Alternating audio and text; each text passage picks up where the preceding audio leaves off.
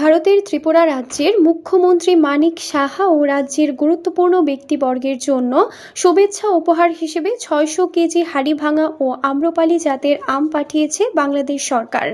গতকাল ৩০ জুন মঙ্গলবার দুপুরে ব্রাহ্মণবাড়িয়ার আখাউড়া স্থলবন্দর দিয়ে আম ভর্তি একটি কাভার্ড ভ্যান আগরতলা স্থলবন্দরে পৌঁছে।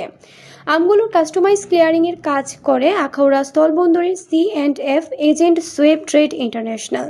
স্থলবন্দর সূত্রে জানা গেছে, প্রতি বছরই বাংলাদেশের প্রধানমন্ত্রীর তরফ থেকে উপহার হিসেবে ত্রিপুরা রাজ্যের মুখ্যমন্ত্রী ও রাজ্য সরকারের গুরুত্বপূর্ণ ব্যক্তিদের জন্য উপহার হিসেবে আম পাঠানো হয়।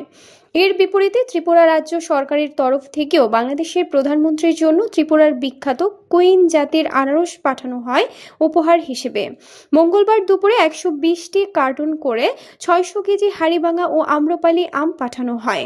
হাইকমিশন থেকে আমগুলো মুখ্যমন্ত্রী মানিক সাহা ও রাজ্যের গুরুত্বপূর্ণ ব্যক্তিবর্গের কাছে পৌঁছে দেওয়া হবে বলে জানা গেছে।